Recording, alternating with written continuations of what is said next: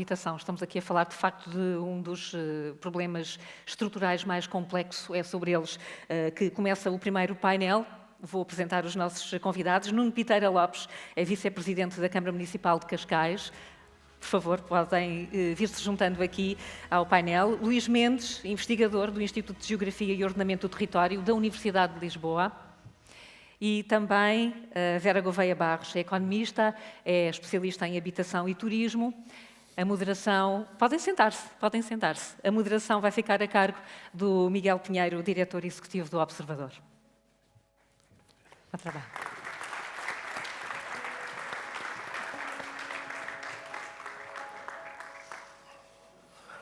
Bom dia, bem-vindos. Vamos debater, de facto, este problema complexo, este problema estrutural mais complexo que é a habitação. E já que estamos a falar de um problema complexo,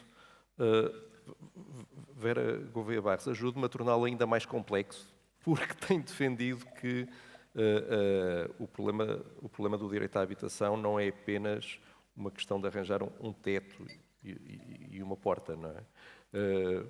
Porque é que isto é mais complexo do que isso? É, na verdade, mais complexo por um conjunto de fatores. Desde logo por aquele que invoca, que é o facto de nós estarmos a falar, penso eu, do ponto de vista da política pública. Quando falamos do problema da habitação, estamos a falar do desrespeito pelo direito à habitação.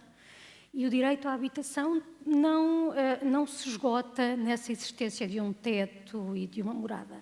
Implica isso, mas também implica que esse teto providencie, que tenha condições de habitabilidade, a parte do habitat, da localização na sua relação com a existência de serviços públicos, de infraestruturas, de uma rede de transportes. Tem um aspecto da acessibilidade do ponto de vista económico, ou seja, eu não posso estar a ter uma casa na qual eu gaste tanto dinheiro que não me sobra dinheiro para depois fazer face a outras necessidades também relevantes. Tem o ponto de vista da acessibilidade física, que numa sociedade que está a envelhecer é uma questão bastante importante e os dados dos censos mostram-nos isso mesmo. E é um assunto ao qual eu acho que por vezes não damos a devida atenção, e depois tudo isto garantindo o respeito pelo meio cultural, pelas tradições. Portanto, muitas vezes também há aqui escolhas que nós temos de fazer entre, por exemplo, a acessibilidade económica versus uma preservação de um património arquitetónico que queremos reabilitar devidamente, o que por essa natureza implica que depois não possa ter um custo baixo. Para complicar tudo isto, a habitação tem características muito especiais, diferenciadoras da maioria dos bens que nós consumimos, desde logo porque a maioria dos bens que nós consumimos fazemos-lo rotineiramente, e aqui estamos a falar de um bem duradouro e, portanto, muitas pessoas só uma vez na vida que compram ou arrendam uma casa e depois mantêm-se. É um bem profundamente heterogéneo e, portanto, também do ponto de vista económico, analisar os dados é bastante... e fazer essa análise dos dados de que dispomos e sobretudo, desejar aqueles que não temos para compreendermos como é que a tal questão do direito à habitação está ou não está a ser respeitada. E, portanto, depois todas estas coisas se interligam. Portanto, na verdade, eu quase que poderia dizer que os próximos painéis também são, de certo modo, sobre habitação. E, aliás, quando pegamos na lei de bases da habitação, vemos exatamente isso. A questão dos transportes está lá, a questão também da qualidade do habitat, neste sentido até também ambiental, também está lá. E depois a tecnologia um bocadinho aqui como transversalmente a ajudar-nos a resolver estes problemas, ou até muito ligado, se quisermos olhar aqui para a tecnologia numa perspectiva mais da tecnologia de comunicação e de informação, o papel que pode desempenhar naquilo que eu identifico como sendo um grande problema, que é o da falta de coesão territorial. Porque quando estamos a falar de habitação e dos problemas de habitação, também estamos a falar desse aspecto da coesão ou da falta dela e do facto de termos 44% da população portuguesa a viver em 2 áreas metropolitanas. E todos os problemas que isso traz, por um lado, de abandono do restante território, de que nós nos lembramos normalmente com episódios trágicos de incêndios. Temos uma semana em que falamos muito do abandono das zonas rurais e depois esquecemos, mas também ao nível destas 2 áreas metropolitanas, também tudo isto traz problemas de congestionamento. Nós estamos aqui numa faculdade de Economia, onde eu aprendi os modelos apresentados pelo Nobel Paul Krugman, onde ele falava precisamente desta questão das forças centrípetas e de centrífugas que nós temos no território e como as cidades são este fator de atração, porque também é bom nós termos pessoas aglomeradas em espaços onde possam trocar ideias, o incentivo que isso traz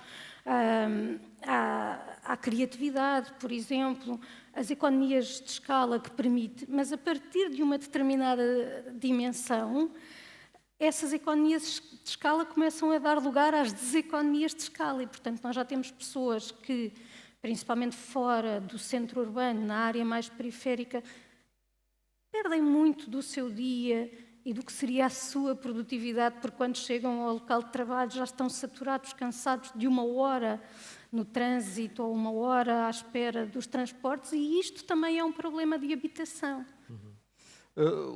Luís Mendes, se calhar, enfim, falámos agora de como isto é complexo, mas eu acho que se calhar pode-nos explicar porque é que isto se calhar é mais simples, porque de forma até um bocadinho provocadora tem dito que era possível resolver metade dos casos de emergência habitacional num mês. Portanto, nós estamos a 27 de maio, 27 de junho, podíamos ter isto resolvido.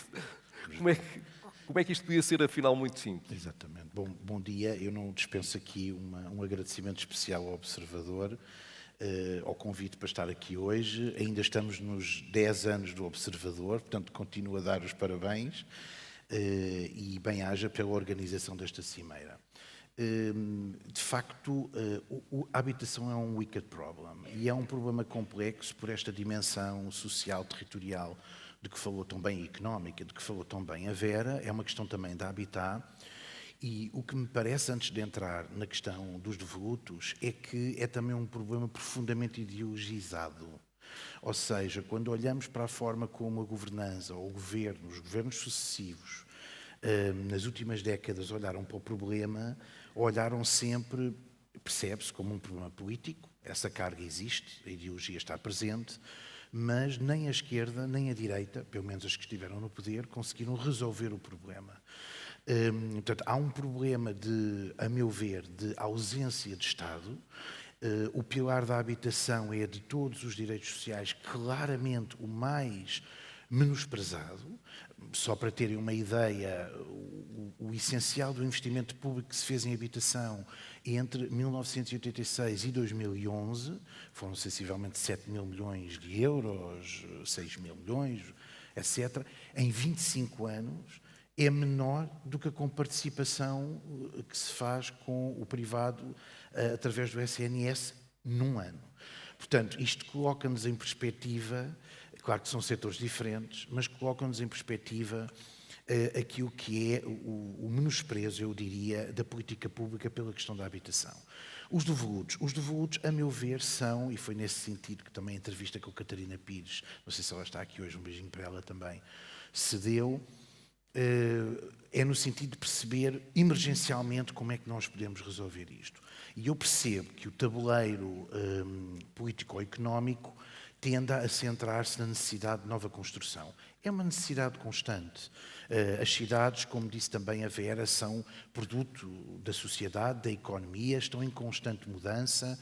Os desafios da coesão, da mobilidade, dos transportes, do habitat são genéricos. Mas como é que resolvemos este problema concreto da crise emergencial da habitação? Isto só se faz através de a mobilização de medidas a várias escalas, quer do ponto de vista do tempo, quer do ponto de vista do espaço. Eu depois posso desenvolver isto um pouco mais à frente.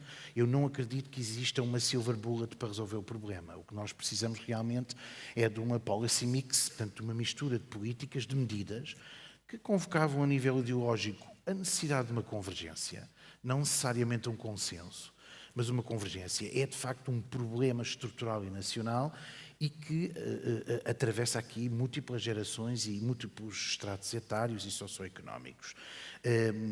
Os devolutos, como é que podem ser aqui uma solução? Rápido, o Estado deve dar, rapidamente, o Estado... Não, uma solução rápida, queria eu dizer. Sim, o Estado tem que dar uso aos seus devolutos.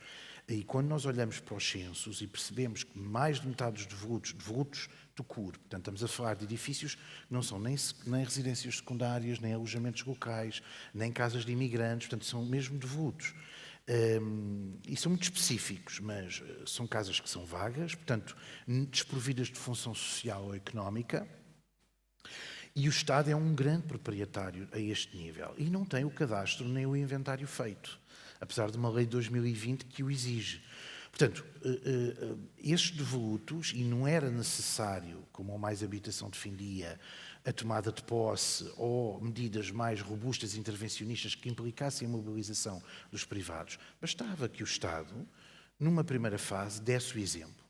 Tendo e sendo dono, não são 6.000 devolutos, como está na primeira versão do cadastro que surgiu, seguramente, todos nós sabemos isso e conhecemos. Portanto, é preciso fazer esse cadastro, perceber onde é que eles estão localizados, em que condições habitacionais e fazer a mobilização desse património com vocação residencial para aumentar a oferta a este nível, ao nível da habitação pública. Mas o Estado pode também ser aqui um interveniente importante do ponto de vista do estímulo ao privado, porque há tantos devolutos privados. Naturalmente que há uma parcela importante destes 725.000 devolutos a nível nacional, 150.000 só na área metropolitana. Há uma parcela importante que é do Estado, mas uma outra parcela é privada. E nós sabemos porque é que os proprietários, há estudos sobre isso, não colocam esta propriedade no mercado. Há uma falta de confiança no mercado de arrendamento. Portanto, o Estado podia ser aqui ter um papel pivô no sentido não só de ser o grande, obviamente, produtor de política pública, mas, por um lado, construtor, também produtor de política pública e, ao mesmo tempo, do ponto de vista fiscal e regulatório, facilitar a atração destes devolutos privados para um grande mercado. Eu estou certo que isso seria suficiente para baixar, portanto, os valores do arrendamento e mesmo baixar, portanto, e até condicionar depois os próprios preços da habitação de uma forma indireta. Porque há aqui claramente uma situação de escassez de oferta, ou escassez de oferta acessível, porque ela existe, mas não aos valores que são necessários para se coordenarem com o nível salarial e de rendimentos dos portugueses, não é? Portanto, o Estado pode dar de facto... O seu ponto, aliás, é o de que nem sequer seria necessária a construção nova. Não, eu não diria isso. A construção nova é fundamental. Não, para resolver, enfim, a situação de emergência. Está a ser crítico e eu vou lá então diretamente. Eu acho que a construção nova não é a solução imediata para resolver o problema. Não quer dizer que não tenha que ser adotada. O que eu acho é que para resolver o problema agora, e estamos a falar de uma crise que se agudizou imenso, eu acho que as pessoas têm a noção disso, porque quando passamos nas estradas vemos a quantidade de barracados, de tendas, para que estamos a voltar aos anos 80, quer dizer, ainda antes do PER. Absolutamente avassalador. Há pessoas aqui na Quinta dos Inglesinhos, pessoas imigrantes com 2 trabalhos e que não conseguem oferir um rendimento suficiente para conseguir aceder a uma casa. Portanto, se não em situações de sobrelotação. Portanto, há aqui um desfuncionamento claro do mercado. E o Estado tem a sua responsabilidade também, porque não o agilizou o suficiente, ou perdeu essa visão e também não faz o seu papel social. Portanto, há aqui, de facto, um problema grave que tem que ser resolvido. Como estava a dizer, desculpe, repita-me só a sua última intervenção para eu me recordar. A questão da construção, da nova construção. Não, é necessária, não como tendência atual para resolver o problema no imediato. imediatamente, a maior parte dos devolutos que existem estão em boas condições de serem habitados ou requeriam obras de reabilitação urbana mínimas. O que isto significa é que não podemos parar a construção, mas não é aí que está a solução imediata para o problema, até porque a nova construção é extemporânea relativamente à escala de curto prazo que a crise emergencial exige. Portanto, nós falamos de um mercado de arrendamento muito mais dinâmico, nós temos o recurso, economicamente as casas existem, elas não estão no mercado. O que é que nós podemos fazer para as mobilizar? Portanto, há de facto aqui um problema de desfuncionamento que tem que ser resolvida. A nova construção é extemporânea para resolver o problema aqui e agora. É só isso que a minha tese apresenta, digamos assim. Nuno Piteira Lopes, deixei-o propositadamente para o último lugar nesta primeira ronda, porque, enfim, é preciso... Nós podemos ter ideias, propostas, com certeza, e depois é preciso aplicá-las. Não é? E gostava de perceber um bocadinho quais é que são as principais dificuldades práticas para pegar naqueles que são os diversos caminhos para resolver este problema, seja a curto prazo, a situação mais de emergência, seja a médio e longo prazo. Quais são as grandes dificuldades que se encontra quando se vai aplicar isto tudo?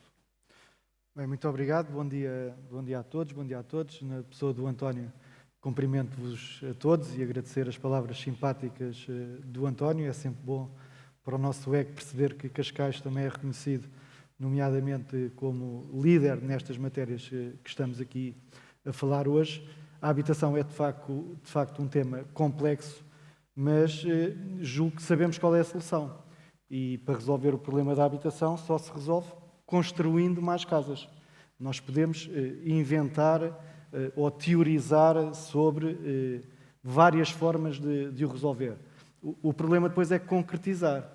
A solução dos devolutos é uma solução que se fala há 10 anos e continua por concretizar e, portanto, o problema continua por ser resolvido. Porquê é que não se consegue aproveitar? Porque o Estado é complexo, porque o Estado é burocrático, porque há institutos a mais no Estado que complicam tudo. E, de facto, a solução está na descentralização e nas autarquias locais. Quem vai dar resposta, quem está a dar resposta à crise da habitação são as autarquias locais, com a sua estratégia local de habitação. Nós, em Cascais, já está no terreno a estratégia de habitação local para Cascais, com a construção de mais de 3.500 fogos nos próximos 8 anos. Eu não estou a falar de PowerPoints, estou a falar de obra no terreno, já a ser concretizada, habitação pública municipal, porque só se vai resolver o problema da habitação... Para arrendar?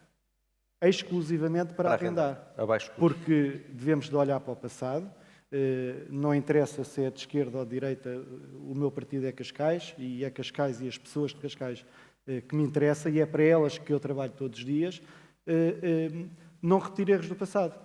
Nós, se pensarmos e se refletirmos 10 segundos, facilmente percebemos que a última vez que se pensou em habitação no nosso país foi um primeiro-ministro chamado Aníbal Cavaco Silva, que criou o programa do PER, final da década de 90, início do ano 2000, que veio resolver um problema grave que havia de habitação.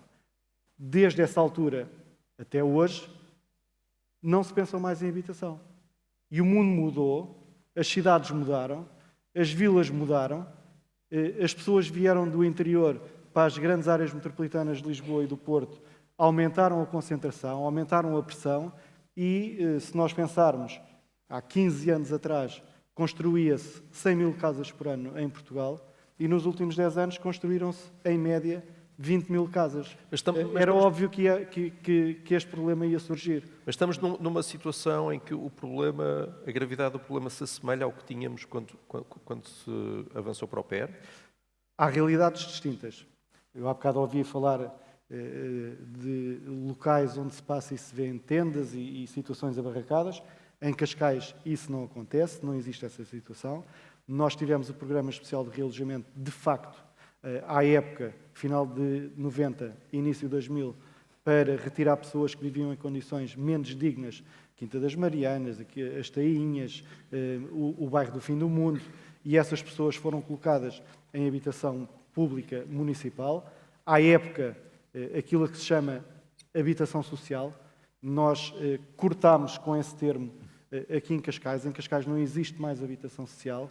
Passámos para um novo paradigma que nós pretendemos que seja incorporado também por todos. Mas o que é que mudou, além do termo? A função social da habitação, que é diferente da habitação social. E o que é que aconteceu? No Programa Especial de Realojamento, por exemplo, houve famílias em Cascais a adquirir apartamentos por cerca de 28 mil euros no ano 2000, financiados pelo Estado, com aquisição com preços acessíveis, com preço apoiado, 28 mil euros. Essas casas estão hoje no mercado por 280, 300 mil euros. E eu pergunto, será que isto é justo? E por isso, respondendo à sua pergunta, os 3.500 fogos que estamos a construir em Cascais são exclusivamente para arrendamento público. Para quem? Para os jovens. Há bocado falávamos que a população está envelhecida. Mas é natural, se os nossos jovens não têm condições para aceder ao mercado da habitação, se os nossos jovens vão à procura de outras condições para outras geografias do mundo, é óbvio que não têm a possibilidade de fazer aquilo que eu tive. Eu tive a possibilidade de nascer em Cascais, de estudar em Cascais, de constituir a minha família em Cascais, de viver em Cascais e trabalhar em Cascais. Os meus filhos hoje não têm essa possibilidade. Mas essa construção é só para jovens ou jovens é uma parte? A estratégia local de habitação são 3.500 fogos que estão previstos para resolver o problema da habitação em Cascais. O problema da habitação em Cascais é para os jovens, é para as classes médias baixas, que hoje também não conseguem aceder ao mercado de trabalho, é para profissões emergentes. Como professores, não é? Os professores, este ano já tivemos professores, professores que estejam deslocados a mais de 60 km das suas residências, têm acesso ao mercado de habitação pública no concelho de Cascais, com rendas de 300 a 500 euros. Mas é também para os médicos, é também para as forças de segurança, é para aquelas profissões que sustentam aquilo que é o modelo de desenvolvimento em Cascais. Nós, em Cascais, temos uma frase que nos identifica, que é fazer de Cascais o melhor sítio para viver um dia, uma semana ou a vida inteira. E para isso acontecer, nós temos que garantir que Cascais é um concelho seguro, que Cascais tem uma boa oferta de educação, que tem boa oferta de saúde e por isso nós não nos ficamos a queixar que o Estado fez ou que o Estado não fez. O Estado é que tem que construir os centros de saúde. Nós, em Cascais, nos últimos 4 anos, construímos 2 novos centros de saúde de raiz e requalificámos 4 centros de saúde. A Escola Secundária de Cascais, uma escola que é provisória há 50 anos. Uma obrigação do Estado. O que é que o município de Cascais fez? Avançou com a construção de uma nova escola.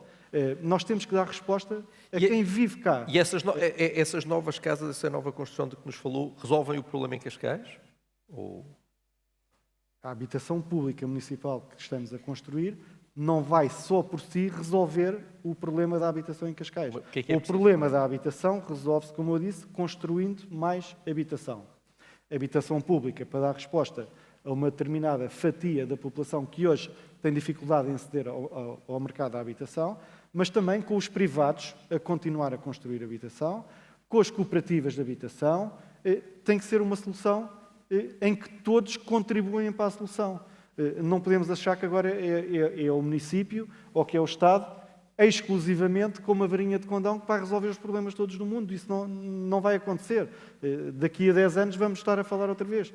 Nós temos que alinhar aquilo que é o Estado, aquilo que é as áreas metropolitanas, aquilo que é os municípios, aquilo que é os privados, aquilo que é o setor cooperativo, para, em conjunto, todos contribuímos para resolver o problema da habitação. Se continuarmos cada um a querer resolver o problema só por si, vamos continuar a criar mais problemas a nível da habitação. Vera Gouveia Barros, estivemos a falar de Cascais, enfim, também já escreveu que há um problema de habitação em Cascais, há outro no Barreiro, há outro em Bragança, que são coisas muito diferentes. Como é que se articula uma política pública de Estado Central com os problemas específicos de cada cidade. Como é que se vai articulando estas diferentes políticas públicas e como é que é possível fazer com que elas não se atropelem também? Na verdade, eu acho que este é um daqueles temas onde existe uma grande subsidiariedade, ou seja, os municípios estão provavelmente mais bem apetrechados para responder a este problema na medida em que, estando mais próximos da população, conhecerão melhor as suas necessidades e, portanto, provavelmente o Presidente da Câmara de Bragança conhece melhor quais serão os problemas de habitação da população de Bragança e passarão certamente por questões de pobreza energética, por exemplo, que também é uma das dimensões do problema da habitação. Passará provavelmente pela ausência de transportes, por exemplo, para uma população trabalhadora que quisesse viver em Bragança e até trabalhar remotamente, mas que precisa de ter a certeza que quando tiver uma reunião, por exemplo, no Porto, que se consegue deslocar a tempo e horas confortavelmente, sabe que vai ter um comboio, um autocarro, que não se vai atrasar, que não vai ter greve, que não vai, enfim, todos os problemas que nós conhecemos. E esses problemas são certamente distintos daqueles que conhecerá o Presidente da Câmara Municipal de Setúbal, por exemplo, que é de ser de outra natureza. Eu, pessoalmente, não os conheço.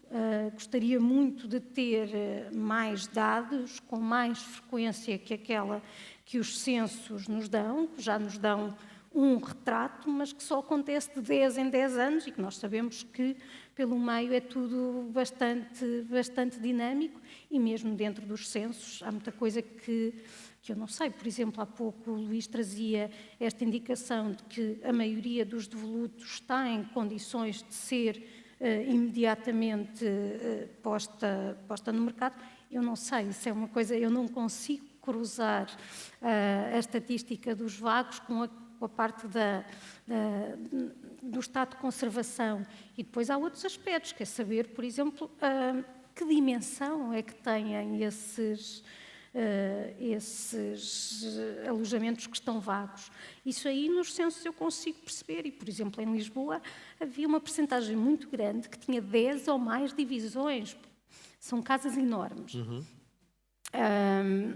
Que não estão adequadas a uma população. Fala-se por vezes, a propósito deste tema, que a população portuguesa tem estado entre dois, na verdade, quando comparamos os dois últimos censos, houve de facto um recuo da população portuguesa. Aquilo que são as estimativas desde 2021 até mostram a população a aumentar, mas há uma coisa que vemos também nos censos, que é o aumento do número de famílias, que é na verdade a unidade que é muito mais relevante quando discutimos habitação. Não é o número de pessoas, é a forma como elas se organizam e como partilham a habitação, portanto, olhar para aquilo que são os agregados domésticos, os agregados familiares. E o número de famílias tem estado a aumentar.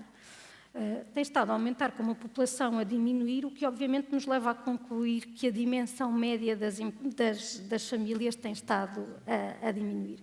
Há cada vez mais pessoas a viver sozinhas, tanto mais velhas, porque estão divorciadas, são viúvas, como também entre as mais jovens. E isto parece-me, aqui não tenho dados que me permitam afirmá-lo, mas é uma intuição que eu tenho, que esta questão de nós termos cada vez mais pessoas a viver sozinhas também é algo que contribui aqui para explicar parte do problema, porque há economias de escala entre o número de pessoas, o número de agregado e a dimensão, não é, da casa. Para vermos isto, um T1 é uma casa onde cabe facilmente um casal. Mas quando está a ser ocupada por um casal, à partida, há 2 pessoas com rendimento a suportar o custo desta casa. Se eu tiver uma pessoa sozinha, ela vai precisar na mesma de um T1, mas está a ter este custo só para si. Portanto, isto para não falar das questões, por exemplo, das famílias que se separam e, portanto, um casal com 2 filhos que partilha a guarda, se antigamente viviam estes 4 elementos num T3, por exemplo, ou num T2, agora temos 2 adultos que precisam, cada um deles, ter um T2 ou um T3, para quando têm alternadamente os filhos consigo. Portanto, há todas estas mudanças sociológicas para irmos ainda complicar um bocadinho mais o problema. Se estava à espera que eu simplificasse, provavelmente vai ter uma grande seção, Nada disso. porque daqui vem mais complexidade e vêm muitos não sei, preciso de dados para conhecer a realidade, preciso de... Eu estava aqui a ouvir a intervenção sobre o que precisamos é de mais construção. E a minha resposta, por exemplo, a essa pergunta é não sei, porque eu, para começar, desconheço o lado da procura. E o lado da procura não é só saber quantas pessoas é que precisam de casa, quantas famílias. É que características é que têm essas famílias em termos etários, em termos da sua constituição, uma pessoa, um casal com ou sem filhos, onde é que têm emprego. Portanto, o facto, por exemplo, de eu estar a falar de uma família onde existem crianças, leva-me a que as pessoas tipicamente procurem uma localização onde há oferta de escolas. E para algumas famílias, se calhar o seu problema de habitação é viverem numa zona onde não há escolas, onde as escolas não têm a qualidade suficiente, onde se sabe que os seus filhos vão estar dois períodos sem aulas a uma disciplina porque falta um professor. E, portanto, também não querem morar ali, querem morar noutro sítio onde possam ter acesso a esse nível de educação. E o mesmo é para a saúde. Portanto, de facto, eu preciso de conhecer este lado da procura e depois preciso ter uma caracterização da oferta olhando para aquilo que já existe, e aqui concordo totalmente com o que dizia o Luís, que o Estado deve dar esse primeiro passo e disponibilizar aquilo que é o seu património. Aliás, a Lei de Bases da Habitação preconiza precisamente que esse é o papel do Estado e que só subsidiariamente é que convoca os privados, incentivando-os também a contribuir para a função social da habitação. Incentiva, e depois podemos discutir que tipo de incentivos são estes, se é dar uma cenoura a quem coloca a casa no mercado ou se é dar uma cacetada a quem não o faz. São perspectivas diferentes, com pressupostos ideológicos de preferências diferentes. Mas voltando ao papel do Estado, eu acho que deve fazê-lo.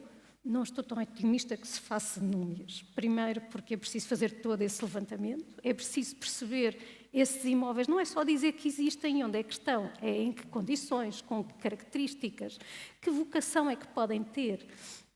Ou seja, eu tenho edifícios que, se calhar, em relativamente pouco tempo, e digo aqui o relativamente porque, tratando-se do Estado, depois há sempre as questões de contratação pública, que eu não vou falar que não sou especialista, mas que ouço quem é especialista dizer que é sempre complicado e que atrasa procedimentos. Portanto, precisamos de perceber com que custo e com que tempo é que eu posso converter, por exemplo, um antigo quartel numa residência para estudantes ou posso converter em habitações para várias famílias e perceber, fazer este planeamento, não só o levantamento, mas também o planeamento articulado com as necessidades que tenho.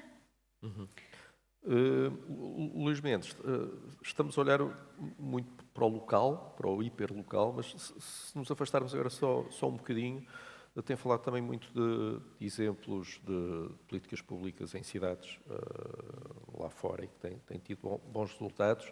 Se tivesse de escolher um exemplo de uma cidade que conseguiu resolver problemas que se assemelham com as características dos problemas que nós temos cá, enfim, onde é que nós nos poderíamos inspirar um bocadinho?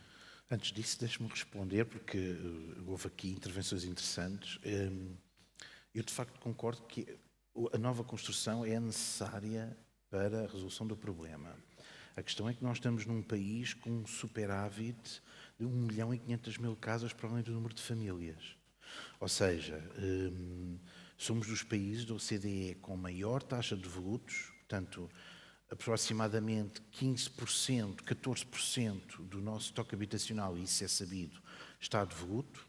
Enorme, 15% faz toda a diferença. E somos também o país com o maior número de habitações por agregado familiar. Portanto, e mesmo no período em que se construiu, os preços nunca se tornaram mais acessíveis. O que houve foi um grande investimento do Estado na bonificação, não é, do juro e do crédito, no sentido de conseguir permitir a compra de casa. Isso foi fundamental. Eu comprei a minha casa assim, há 15 anos também, mais de 15 anos. Portanto, há aqui e depois a isenção de IMI, são coisas importantes. Eu acho que são medidas superficiais, não devem deixar de ser tomadas, mas outras estruturais devem ser mais robustas para resolver o problema. Essa é uma pergunta fácil. Eu acho que a audiência concordaria comigo. Viena da Áustria tem um século de política de habitação acessível. O termo acessível é recente, mas exatamente porque consegue materializar na prática, portanto isto é possível, os 3 regimes de propriedade que estão previstos, vejam só, na nossa Constituição da República Portuguesa. Mercado privado, portanto habitação providenciada pelo mercado livre, mercado privado, pelo cooperativo e pelo social. Portanto, estes 3 regimes são possíveis e o que nós temos no nosso país é, de facto, uma distorção destes 3 regimes. O cooperativo é quase inexistente, é muito, muito residual, são alguns milhares de fogos, mas muito poucos, sem menosprezar a importância que este setor teve na resolução do problema de habitação de muitas famílias, sobretudo pós-revolução, anos 80, etc. Portanto, depois temos o mercado privado que domina 98% da provisão de habitação e depois o Estado com 2%. O reequilíbrio em Viena é de tal forma que é a própria União Europeia que questiona a governança local de Viena. Atenção que vocês podem estar em risco de não estar a cumprir os critérios de livre concorrência, porque o mercado em Viena autorregula-se efetivamente, porque a componente de público e de cooperativo é tão forte. Eu estive lá há 5 anos, antes da pandemia, em novembro de 2019, pude privar numa missão científica com técnicos da Câmara e com a senhora vereadora da Habitação e, de facto, há todo e aqui até respondendo àquilo que a Vera e que o senhor Vice-Presidente estavam aqui a dizer, a tónica da complexificação administrativa. De facto, é um dos campos onde eles avançaram, eles simplificaram licenciamentos, simplificaram procedimentos. Eu convido-vos até e à audiência de especialistas e outros interessados a pesquisar. É algo que eu também tenho que explorar melhor. Eu já tive em vários projetos de investigação e infelizmente nunca consegui trazer cá pessoas de Viena por questões de protocolo e coisas tontas, mas é necessário nós aprendermos com as boas experiências internacionais e Viena é um dos casos. Eles têm uma forma, eles têm parcerias público-comuns, eles têm parceria público-privadas, com condições muito atrativas para o privado, em que põem efetivamente o privado a trabalhar para o bem comum. Eu sinceramente, quando lá estive, senti que estava noutro planeta, literalmente. Porque as condições... Eu não aprofundei o estudo de caso, mas percebi que isso acontecia e que era uma solução notória, porque havia uma convergência entre público e privado muito grande. E a dicotomia que se sente aqui, que é tanto... E é uma certa tensão que se sente entre o setor público e o privado, e entre pessoas de ideologias diferentes, lá é totalmente esbatida.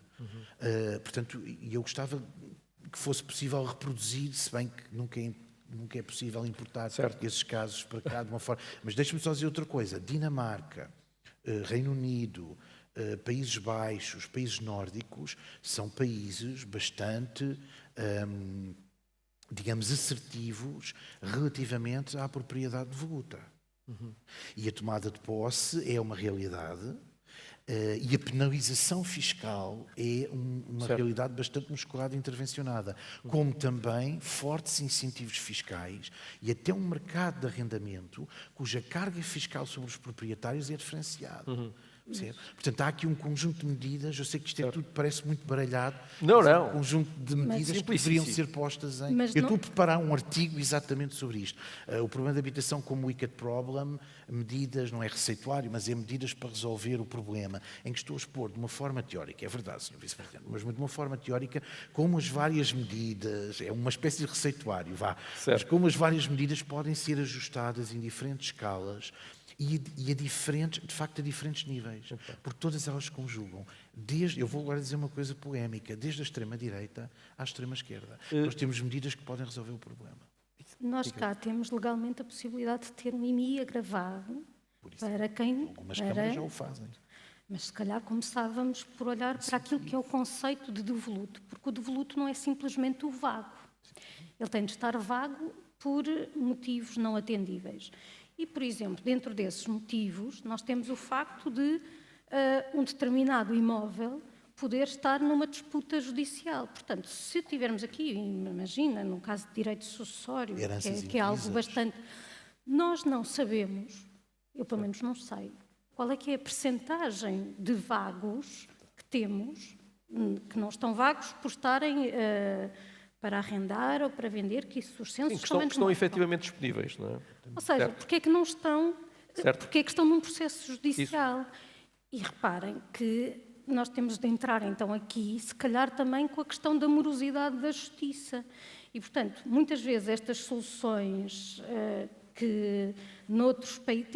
Eu sou absolutamente favorável a políticas comparadas, a fazer-se o estudo do que funciona, mas claro, temos de perceber... Sempre... Porque senão acabamos com uma escola secundária onde eu estudei, que tinha uns suportes muito engraçados à porta das salas, que ninguém sabia exatamente para o que era. Até que se descobriu que eram suportes pasquis. Porquê? Porque as plantas vieram da Suécia, que é um país que tem um clima muito parecido com o português. Eu não sei, talvez agora com as alterações climáticas aquilo possa fazer sentido, mas de facto, quando eu lá estudei nos anos 90 não tinha sentido nenhum, mas alguém trouxe aquelas plantas acriticamente. No caso dos suportes pasquis, aquilo era mais ou menos inofensivo, a menos que alguém se espetasse contra aquilo. Mais problemático era o facto de não terem salas fechadas, porque o modelo de ensino na Suécia era um bocadinho diferente do português e, portanto, aquelas plantas, com muita flexibilidade de espaços, depois não se adequavam ao ensino português, muito baseado na turma que tem os vários horários, com os vários professores, e aquilo acabou tudo com paredes de pladur e mau isolamento acústico. E olhando para a realidade que temos, e quando juntamos essas características a um problema genérico da habitação, e em Cascais temos muito turismo e, portanto, a necessidade de alojamento local, a residentes estrangeiros com poder de compra, que levam também a um aumento, imagino eu, dos preços da habitação. Como é que se conjugam estas características todas, algumas delas que criam dificuldades adicionais, não é? Como é que se consegue evitar que algumas destas características agravem demasiado o problema? Obrigado, Miguel. Eu explico já, mas se me permite só 10 segundos. Claro. Até parece que foi combinado com o Luís, mas não foi. Se quiser, eu disponibilizo o meu próprio para fazer a ligação com a cidade de Viana da Áustria, porque ainda a semana passada estiveram cá em Cascais os autarcas de Viana da Áustria, também a saber o que de bom fazemos em Cascais, também a aprender com Cascais e nós também a aprender com eles. E por isso fica já disponibilizado o meu contacto para fazer essa mediação. Mas só reforçar novamente, a Vera falava há pouco e voltou a dizer que não é preciso construir mais casas. Não, eu disse que não sabia. Eu disse que não sabia. Que não sabia? Não sei se é preciso construir mais. Então, eu estou a dizer que é preciso construir mais. Aliás, percebi que estudei Economia, eu também estudei Economia, é daquelas coisas básicas que se aprende na primeira lição, a curva da oferta, a curva da procura, tem um ponto de equilíbrio. Se a habitação é cara é porque a oferta não é suficiente. E se a habitação é um bocadinho mais complicada. Pessoas, como já não vivem em cima das árvores, como era antigamente, têm que viver em casas, é preciso construir mais casas. Aliás, já se deu para perceber aquilo que eu falava no início da complexidade do nosso sistema em Portugal. A Vera dizia, e bem, que tem dados de 10 em 10 anos. E nós em Portugal somos especialistas, mas disso ninguém nos bate. Somos especialistas a fazer diagnóstico, somos especialistas em fazer planos, somos especialistas em fazer PowerPoints, depois somos muito maus a concretizar e depois somos os melhores do mundo a passar a certidão de óbito. E depois voltamos ao início. Voltamos a fazer o diagnóstico, voltamos a fazer o PowerPoint e, no entretanto, nos 10 anos que passam em que não temos os dados, vamos achando. Eu acho que eu não tenho dados, mas a minha intuição diz-me que é o achismo. E depois continuo por se resolver o problema da habitação. Respondendo à pergunta de Miguel, em Cascais, de facto, e a primeira questão que o Miguel tocou, no alojamento local. O alojamento local tem sido o patinho feio da questão da habitação em Portugal. Eu gostaria de dizer, como já o disse publicamente, que não vejo que em Cascais, e estou-me a referir exclusivamente a Cascais, o alojamento local seja um problema. Aliás, basta ir a Cascais, basta conhecer a Cascais para perceber que o alojamento local veio requalificar todo o património no Centro Histórico de Cascais, que de outra forma não teria sido requalificado. Portanto, veio trazer qualidade de vida, veio requalificar aquilo que era o património. Não temos 15% de volutos em Cascais, não temos infraestruturas do Estado que pudessem ser rentabilizadas e que não estejam a ser rentabilizadas. De facto, temos tido uma procura muito grande por estrangeiros que querem vir para Cascais e que têm vindo para Cascais. Cascais hoje tem 214 mil habitantes e 48 mil são estrangeiros, mas se eu dizia há pouco que queremos fazer de Cascais o melhor sítio para viver um dia, uma semana ou a vida inteira, também temos outro grande objetivo, que é quem vem para Cascais é para toda a vida. E, portanto, quem vem para Cascais passa a ser cascaense e é tratado como cascaense e tem que ter acesso à mesma oferta, à escola pública, aos serviços de saúde, à cultura, aos espaços verdes e ao espaço público de qualidade, porque muitas vezes é isso que as pessoas procuram, é qualidade de vida, é viverem num sítio onde se sentem bem. E, portanto, o que temos que encontrar é um equilíbrio entre todas estas vertentes. É por isso que nós temos apostado muito na democracia participativa, na democracia colaborativa, porque eu acredito que não podemos continuar com aquele velho paradigma de as pessoas são importantes de 4 em 4 anos para irem votar. Não. Nós temos que aperfeiçoar o sistema de democracia que temos e nós temos-lo feito através de sistemas de participação, de chamar as pessoas para participar, de chamar as pessoas para propor, de chamar as pessoas para decidir, porque acreditamos que só existindo um executivo que esteja também alinhado com aquilo que as pessoas querem, e o mais importante é trabalhar para as pessoas, é que conseguimos atingir estes objetivos. E felizmente, nos últimos 20 anos, temos tido a resposta a esta nossa atitude, a esta nossa forma de ser, a esta nossa forma de estar junto das pessoas, resolver o problema das pessoas, e por isso temos constantemente renovado as nossas maiorias aqui em Cascais, como eu espero que volte a acontecer, obviamente, em setembro. Nuno Piteira Lopes, Luís Mendes, Vera Gouveia Barros, muito obrigado. Não resolvemos aqui o problema da habitação, mas quase. Acho que chegamos lá perto. Muito obrigado a todos e vamos à próxima.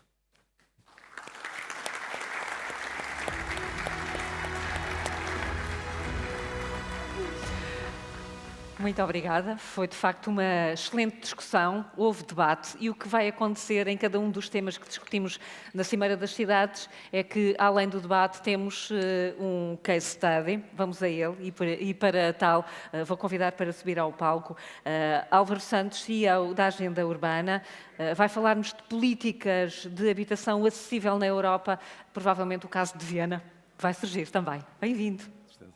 Obrigado.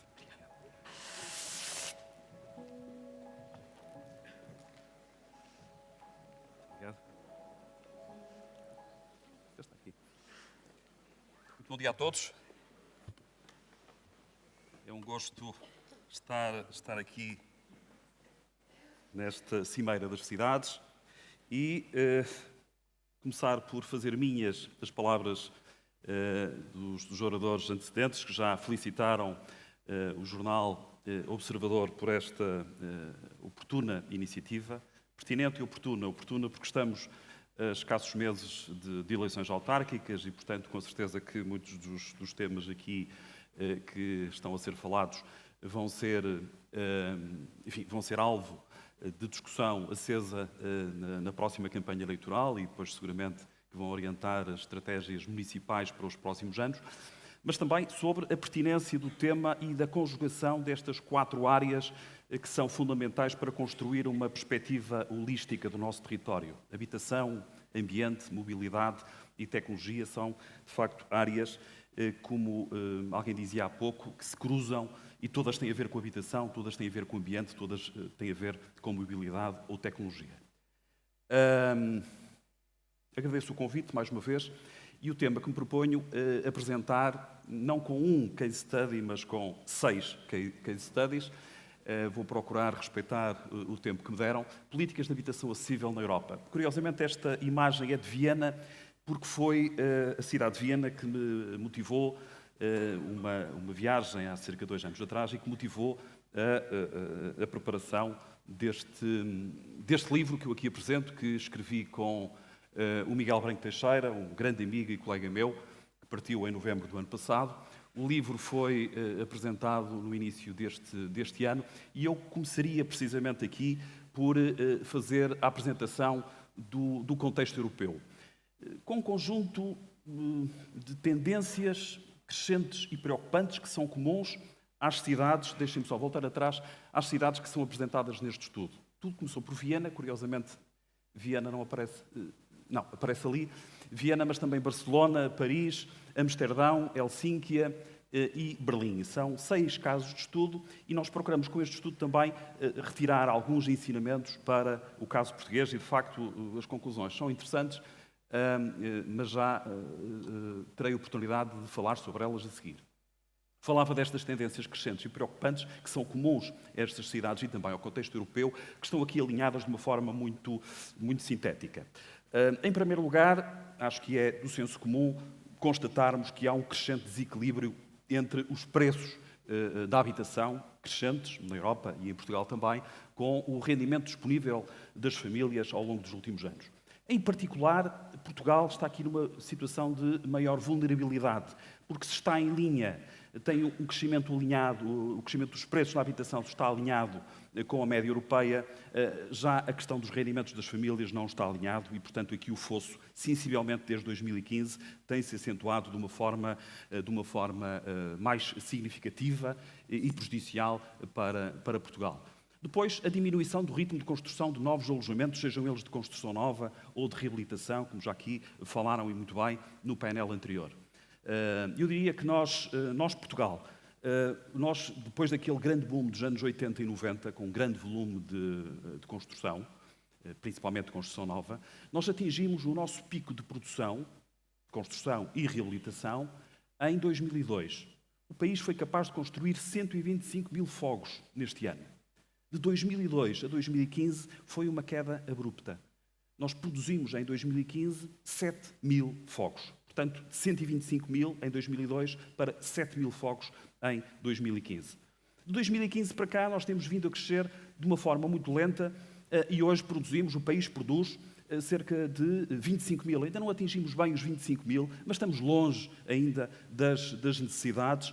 Não é das necessidades quantitativas, é das necessidades que são importantes para que haja estoque habitacional no mercado e, com isso, possa haver aqui um recentramento dos preços e não haja, pelo menos, um crescimento tão abrupto como aquele que tem acontecido nos últimos anos. Porque se nós formos a ver bem as coisas, reparem, nós temos 6 milhões de casas, nós temos 6 milhões de habitações em Portugal e somos 4 milhões de famílias. Enfim, se a solução fosse assim tão simples, o problema estava resolvido. Nós temos aqui 2 milhões de fogos adicionais que não estão a ser utilizados. E onde é que eles estão?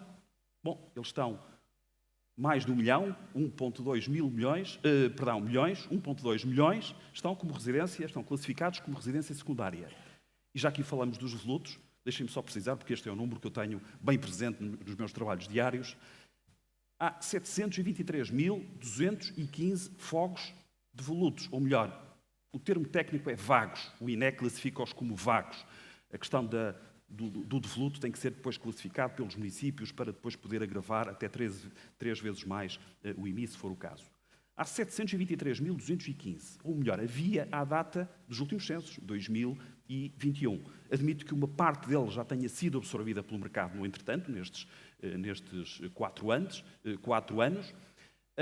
mas dizer-vos que metade destes fogos estavam no mercado de compra e de venda e a outra metade, 375.000, estavam fora do mercado. E porquê é que estavam fora do mercado?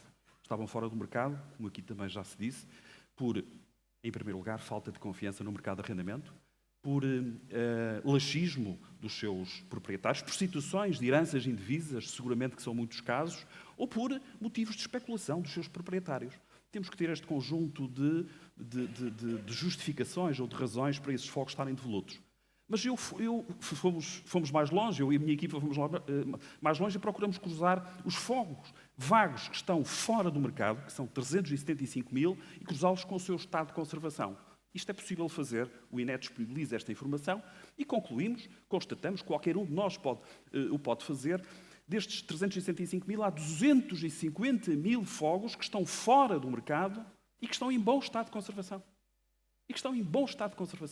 250.000 fogos, poderia ser aqui um contributo, Luís Mendes, poderia ser aqui um contributo muito grande e muito forte para contribuir para a resolução do problema habitacional. Mas não é só. Mas já lá vamos. Dizia eu que falava do ritmo de construção e, portanto, o estoque disponível de habitação a custos acessíveis devido à escassez de oferta face à imensa procura, e nós temos tido muita procura. Procura devido à pressão turística, por um lado, procura devido aos movimentos migratórios. Nós sabemos, o último relatório da AIMA apontou para uma quadriplicação da população estrangeira que reside em Portugal desde 2017, e procura também porque as baixas taxas de juro que o sistema financeiro oferece aos forradores, aos investidores, incentiva muito que esses investidores, esses aforradores, apostem no mercado imobiliário e que comprem ativos para depois rentabilizar, ou no mercado de arrendamento, ou para outros processos. Seguramente que este estoque tem vindo a diminuir. E a consequência é esta, é o aumento do volume de carências habitacionais, seja em pedidos de habitação social junto dos municípios, cujas listas de espera estão a aumentar, as situações de sobreocupação, que nos preocupam cada vez mais, ou também o número de pessoas sem abrigo, principalmente nas áreas metropolitanas de Lisboa e de Porto, e as situações abarracadas que já aqui falaram, e muito bem, em particular na área metropolitana de Lisboa. Portanto, eu diria que Paulo Ferreira, como dizia um grande amigo nosso, que também, entretanto, já partiu, dizia que isto é tempestade perfeita. Ele usava muitas vezes esta expressão, tempestade perfeita. E, portanto, nós estamos numa tempestade perfeita do ponto de vista habitacional, daí esta crise habitacional. Porventura, a crise habitacional mais grave que o nosso país tem nos últimos 40 anos.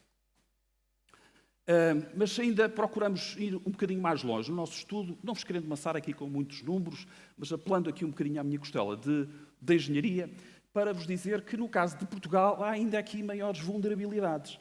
Por exemplo, a população em situação de vulnerabilidade devido aos gastos com a habitação, isto significa que aquela população que afeta mais de 40% do seu rendimento aos custos com a habitação, seja em arrendamento, seja no pagamento de empréstimos, Portugal está aqui numa situação particularmente vulnerável, porque mais de 30% da sua população está nesta situação de vulnerabilidade, independentemente se é no mercado de arrendamento livre, se é no mercado de arrendamento apoiado ou se são os custos com uma hipoteca. Outro indicador, a população em situação de privação habitacional severa. Dados de 2020 do Eurostat, esta privação habitacional severa é quando os alojamentos ou estão em sobreocupação ou então têm pelo menos uma das diversas carências identificadas, como por exemplo, telhado em más condições, ausência de banheiro ou chuveiro, ausência de WC no interior ou então as condições de iluminação que são deficientes. Portugal também está aqui muito vulnerável, quer em situação de habitação própria com hipoteca ou arrendamento, que está com mais de 10%, cerca de 12% da população em situação de precariedade. Temos falado dos jovens no espaço público e hoje aqui também. Nós podemos ver por este indicador, aliás, um traço comum aos países do sul da Europa, Itália, Espanha e França, mas em Portugal, em particular, há mais de cerca de 75% da população jovem, entre os 20 e os 29 anos, que vive ainda em casa dos pais. É sintomático. Se compararmos com países como a Dinamarca ou a Finlândia, que 10 ou 12% apenas vive em casa dos pais. Por último, a distribuição das famílias em regime de ocupação, dados também do Eurostat de 2022, apontam para que, se somarmos a habitação própria com hipoteca ou sem hipoteca, portanto, com encargos bancários ou sem encargos bancários, nós temos mais de 75% da população que vive em habitação própria, para demonstrar o quê? Que o mercado de arrendamento, com pouco mais de 10% das nossas famílias a viver neste regime, quando comparamos com outros países, como por exemplo a Alemanha ou a Áustria, onde o rendimento é bastante mais significativo. Nós somos um país de proprietários, não nos podemos esquecer desta nossa condição, embora tenhamos sido levados a esta situação, a verdade é que somos um país de proprietários. E só para concluir, não vos querendo amassar, creio que depois a apresentação poderá ficar disponível, nós procuramos no nosso estudo, depois de analisar em cada um dos casos que vou apresentar sumariamente a seguir, um conjunto de instrumentos de políticas de habitação por objetivo. Aquilo que diziam há bocadinho do policy mix, não há uma bala de prata, pode haver muitas, quando muito, mas é preciso atuar aqui num conjunto diverso de instrumentos para podermos atenuar o problema da crise habitacional em que vivemos. Objetivos de promoção da habitação a preços acessíveis, promoção do arrendamento acessível, o estímulo à oferta, o apoio direto às famílias, como através de instrumentos relacionados com a regulamentação, incentivos fiscais ou financeiros, promoção direta, instrumentos de urbanismo e de ordenamento do território, que são muito importantes, ou de apoios diretos. Portanto, digamos que esta é a matriz da diversidade de instrumentos. Vamos agora ver, caso a caso, como é que eles são apresentados. E começamos precisamente por Amsterdão. De uma forma muito simples, vou procurar apresentar-vos aquilo que são os principais desafios, de acordo com a nossa leitura e com a nossa análise, os principais desafios e as principais respostas, eventualmente aquelas que se tenham destacado mais, e vamos ver um conjunto diverso de respostas, de soluções que temos para o problema habitacional nestas cidades, que são depois também comuns aos países onde estas cidades naturalmente estão inseridas. E a sua geografia não é de sumenos, é muito importante também. Desafios. O crescente desequilíbrio entre a oferta e a procura registra-se de uma forma muito acentuada em Amsterdão. Aliás, é um traço comum a todas as cidades. A diminuição da importância das associações sem fins lucrativos, papel muito importante. E há uma crescente estigmatização também do modelo de habitação social e acessível.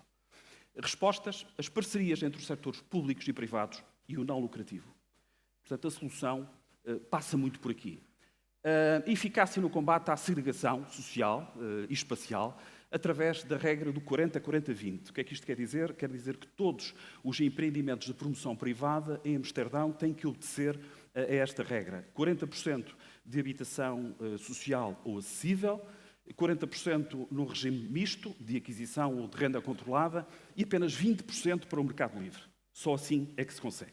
E falar-vos já de seguida num caso prático em que isso acontece. E depois, por último, as políticas de eficiência energética, que são também muito aplicadas nesta sociedade dos Países Baixos. O que eu destacaria aqui em termos de respostas são as iniciativas públicas que combinam recursos públicos, privados e do terceiro setor e que, para o caso português em particular, podemos tirar daqui muitos ensinamentos. Barcelona é talvez o caso que, para Portugal, possa ser aquele que está mais próximo também, não é só por isso, mas é aquele que tem o maior conjunto de problemas, de desafios e também de respostas que poderão ser importadas para a nossa realidade. Desafios, novamente, o crescente desequilíbrio entre a oferta e a procura, o mercado de arrendamento limitado e frágil, como o caso português, o parque habitacional social reduzido, a pressão da atividade turística, muita, e o elevado número de fogos vagos, também. Se nós tirássemos ali Barcelona e se puséssemos qualquer cidade portuguesa, Lisboa, Porto ou outra qualquer, eu acho que os desafios eram em todo semelhantes. Vamos ver as respostas, ou as principais respostas. Há uma crescente atenção às situações que requerem alojamento de emergência, direcionado para as famílias mais vulneráveis, para os sem-abrigo.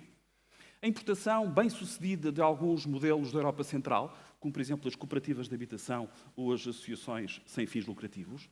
Sim, é que a resposta não tem que estar sempre no Estado. Se nós vamos estar à espera do Estado, podemos esperar sentados, o Estado não vai resolver os problemas de todos. E, portanto, temos que ter essa noção. E depois, os estímulos diversos ao arrendamento acessível. A principal resposta, eu diria aqui, que é a introdução de modelos de políticas de habitação generalizados noutros países da Europa do Norte e do centro da Europa e que estão a ser também importados para a realidade de Barcelona, da cidade de Barcelona. Vamos a Berlim. Os desafios também em todo semelhante. Eu acrescentaria aqui a produção de novos alojamentos que tem sido insuficiente, como também registava no início para a realidade portuguesa. E as respostas. O segmento do arrendamento apoiado com uma dimensão suficiente para poder influenciar o mercado. Isso é positivo. Não chega, mas é positivo. Uma forte tradição do modelo cooperativo. Aliás, um traço comum com aquilo que se passa em Viena, já vamos ver a seguir. Medidas de combate à gentrificação, através de controle de rendas e limites à mudança de usos.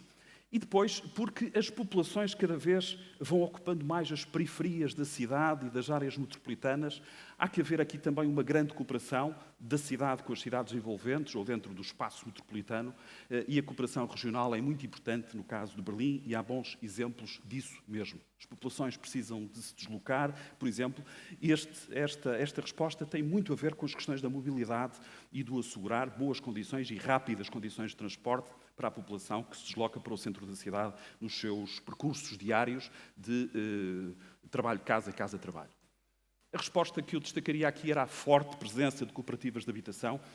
Aliás, algo que Portugal já teve também nas décadas de 80 e 90 e que, entretanto, perdemos esse capital. Se calhar está na altura de o recuperar. Mas já lá vamos. Helsínquia, na Finlândia. Os desafios em tudo semelhante. Respostas. Uma inovação muito gira, muito interessante, que tem a ver com a integração dos sem-abrigo através de um programa que se chama Habitação Primeiro. Habitação Primeiro, o que é? Basicamente é deixar de lado aquela velha resposta mais tradicional dos albergues temporários, provisórios e precários para os sem-abrigo, mas, antes de tudo mais, de qualquer apoio, de qualquer acolhimento, é uma habitação de caráter mais permanente para os sem-abrigo, em uma política que Helsínquia está a praticar e com muitos bons resultados. Soluções inovadoras ao nível do arrendamento acessível, como, por exemplo, com o direito à ocupação. Não me entendam mal, o direito à ocupação aqui não tem a ver com nenhum movimento de ocupas. Tem a ver apenas com o regime misto entre a aquisição e o arrendamento, em que a família, a população, o residente, adquire, através de uma entrada inicial, um direito à ocupação. É um direito que depois pode vender mais tarde, se porventura mudar de casa. Cooperação à escala metropolitana também, e também uma política de solos que tem conseguido prevenir as situações de segregação socioespacial. Abordagens inovadoras aos problemas do sem-abrigo é talvez a resposta mais eficaz. Paris, o penúltimo caso, desafios comuns, respostas, o estímulo à construção de habitação a custos controlados por entidades sem fins lucrativos. Por exemplo, fundos fundiários e cooperativas de habitação. A imposição de cotas mínimas de habitação acessível apoiado através do zonamento inclusivo, algo que em Portugal já existe, por exemplo, na cidade do Porto, no Plano Diretor Municipal do Porto, esta modalidade já existe. Na prática, é muito semelhante àquela que verificamos há bocadinho para Amsterdão, da regra de 40-40-20. Mecanismos de controlo de rendas. Uma resposta mais drástica. E, por fim, Viena.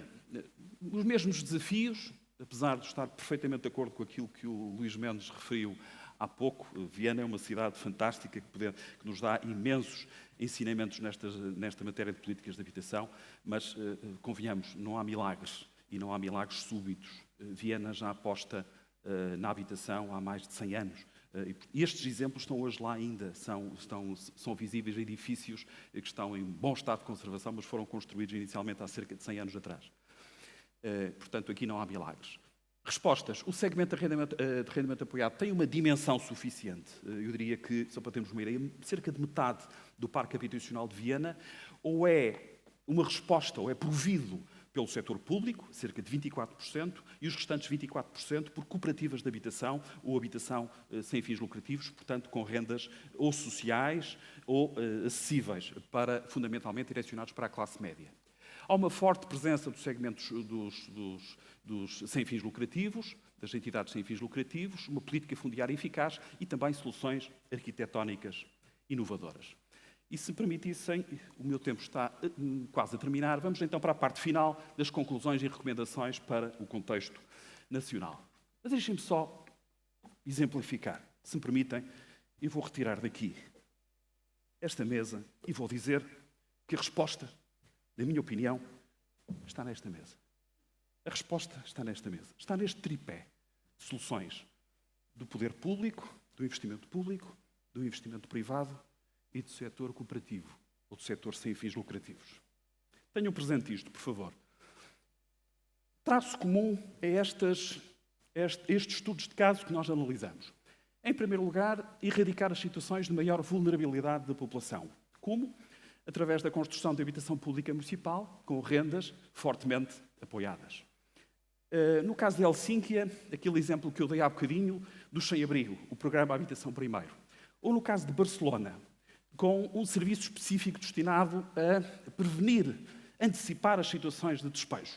Um serviço que procura dar todo o apoio jurídico, económico, psicológico também e negocial entre proprietários e inquilinos. É uma plataforma que tem também dado os seus resultados e que tem ajudado a atenuar esta crise em Barcelona. Depois, uma segunda linha de respostas ao nível da promoção da habitação acessível, ou não fosse este o objeto principal do nosso estudo. Através de parcerias público-privadas. Nós temos que perder o medo do estigma. O investimento público não vai conseguir resolver os problemas todos. Nós temos que atrair e mobilizar o investimento privado para este desafio. O projeto de Isburg, em Amsterdão, passou pela criação de 6 ilhas artificiais ao largo da cidade. Uma parceria típica entre os 3 poderes, o poder público, o poder privado e o poder cooperativo e associações sem fins lucrativos. Em 2024, segundo dados do município, já estavam ali a viver 32 mil pessoas. 32 mil e o projeto ainda não se tinha esgotado. E, portanto, é um bom exemplo de uma forma transparente, de uma forma rigorosa, que cada um desempenha o seu papel, pode contribuir para o problema da habitação. Outros exemplos, também positivos, de cedência de terrenos, em Barcelona, Helsínquia ou Paris. A atribuição de condições de financiamento mais favoráveis, de subvenções ou deduções fiscais, em Berlim, em Viena. O apoio direto aos proprietários, como Helsínquia pratica. A imposição de cotas específicas de alojamento acessível em novos empreendimentos, no caso do zonamento inclusivo em Paris, ou a regra de 40-40-20 em Amsterdão. Ou ainda a imposição de limites ao aumento de rendas, como em Berlim e em Paris, uma medida drástica que eu pessoalmente desaconselho e poderíamos ter outro fórum para desenvolver esta matéria, mas é algo que eu desaconselho. Aqui não estão só exemplos que possam ser replicados, também estão exemplos de que não devem ser replicados, na minha opinião, na nossa opinião, na realidade portuguesa. Por último, terceira linha, um estímulo à construção de novos alojamentos. Nós tivemos há bocadinho aqui uma discussão muito interessante entre aquilo que é o papel da reabilitação, da construção nova, o papel de cada entidade, mas eu diria que é fundamental termos nova construção. Nós não vamos lá só com reabilitação, nós não vamos lá só com investimento público, não tínhamos ilusões relativamente a essa matéria. E, portanto, o policy mix aqui adequa-se como uma luva, e isso é muito importante. Cedência de terrenos públicos, deduções fiscais, subvenções, apoios ao financiamento, a questão da inovação arquitetónica, que é muito importante, com soluções, por exemplo, de Viena, que disponibiliza habitações compactas, com design inovador e adaptável à evolução das necessidades das famílias.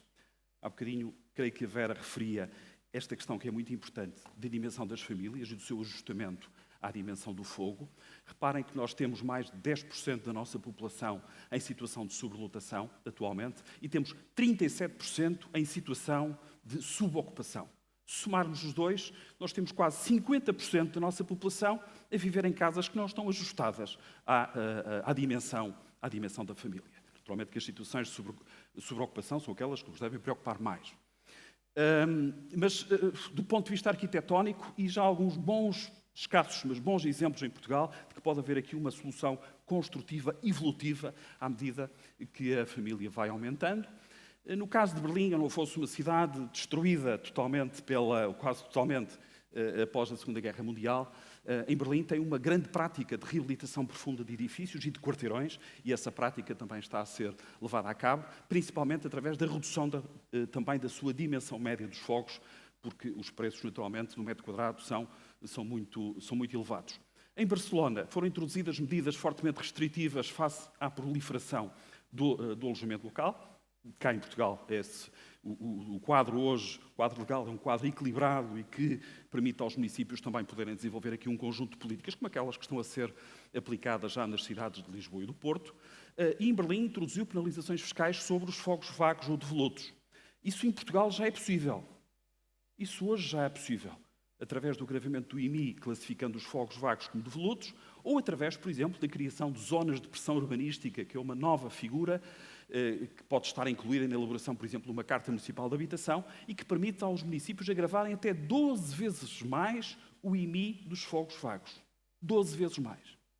E, portanto, haja coragem também política e daí um momento de oportunidade de próximas eleições autárquicas para os senhores autarcas, os senhores presidentes de Câmara e os senhores vereadores, nos próximos mandatos, se quiserem, poderem também aplicar estas medidas de penalizações aos imensos fogos vagos que existem por todo o país, os tais 723 mil. E para terminar, 4 ideias muito breves. Sublinhar o papel dos municípios na definição e na operacionalização das políticas de habitação. É importante que a habitação seja encarada como uma prioridade ao nível local. Eu acredito muito que são os municípios que podem dar esta resposta, havendo naturalmente enquadramento legal e meios financeiros para poderem desenvolver essas políticas e já existe uma panaceia muito grande de respostas. E os municípios também se precisam de capacitar para esta matéria, ao nível técnico, ao nível político, para este novo desafio que tem pela frente, até porque eu não acredito que o problema da habitação, devo dizer já em jeito de conclusão, que o problema da habitação se vai resolver de um dia para o outro. É um problema que nós devemos encará-lo com muita seriedade, depois de 20 anos, pelo menos, de ausência de investimento nesta matéria, e principalmente investimento público. Nós não vamos conseguir resolver o problema da habitação em 20 minutos. E, portanto, devemos dizer também a verdade às pessoas e dizer que o problema não se vai resolver facilmente, rapidamente, e também não se vai resolver só com investimento público. Hoje, tenho bem presente estes números, há cerca de 7 mil milhões de euros que estão previstos entre PRR e Orçamento de Estado até 2030 para reabilitar e construir novos fogos do parque público de habitação. Mas este dinheiro não vai aumentar muito mais os 2% da habitação pública que nós temos, que representam 120 mil fogos, 100 mil deles pertencentes aos municípios. Não vai aumentar muito mais. E, portanto, podemos passar para 3%, podemos passar para 180 mil fogos, 200 mil, é muito difícil só com investimento público, mas isto não vai resolver o problema toda a habitação. Daí a importância de se mobilizar os atores não públicos, nomeadamente as cooperativas de habitação, que nas décadas 80 e 90 foram capazes de construir 160 mil fogos no nosso país, foi uma boa resposta, e que hoje precisam de recuperar esse papel, a tal solução da mesa invertida. E de associações sem fins lucrativos, que é uma prática comum por esta Europa fora e que em Portugal ainda não há muito conhecimento e muita prática sobre isto. Há bem pouco tempo atrás discutiu-se muito a questão da lei dos solos, ou melhor, a alteração ao regime jurídico dos instrumentos de gestão do território, mas nós temos já hoje disponível, não é só a reconversão de solos rústicos para solos urbanos que vai resolver o problema. É mais uma medida que poderá contribuir, mas não vai resolver o problema. Nós temos já, os municípios têm já à sua disposição, ao nível do urbanismo, dos planos de diretor municipais, instrumentos de gestão do território, a criação de áreas de reabilitação urbana, com um quadro fiscal muito favorável que permite a construção e reabilitação a 6% de IVA, desde que com as respectivas operações de reabilitação urbana. Nós temos as zonas de pressão urbanística. Nós temos, enfim, as cartas municipais de habitação, que dão prioridade aos municípios no acesso a fundos comunitários ou financiamento público. Portanto, nós temos aqui, nestas diversas áreas que estão ao alcance dos municípios, um conjunto de medidas que pode ser muito importante, repito, não a curto prazo, mas a médio e longo prazo. E, por último, a transformação da indústria da construção. O problema com que o país se debate, todos sabemos, é a debilidade da indústria da construção, que é fundamentalmente devido à falta e à escassez de mão de obra. A imensidão de concursos públicos que eu acompanho diariamente, desertos por este país fora para obras públicas, muito em particular de habitação, é algo que é muito sentido, é um obstáculo sério, difícil de ser ultrapassado, mas isso implica também uma resposta da indústria da construção, com novos processos construtivos, com novos materiais e com maior celeridade na execução, com soluções que combinam, por exemplo, o betão e a madeira, com soluções de eficiência energética, com soluções de pré-fabricação em estaleiro para evitar uma mobilização tão significativa de mão de obra em obra. E, portanto, eu terminaria, meus caros, eu sei que o meu tempo já foi largamente ultrapassado, com a recomendação deste livro, se quiserem aprofundar estes estudos e outros, um livro que mereceu e que muito nos honrou um prefácio do Ministro das Infraestruturas e Habitação, Miquel Pinto Luz. Muito obrigado pela vossa atenção, bem-ajam e que esta seja apenas a primeira de uma série de muitas e boas cimeiras das cidades. Muito obrigado.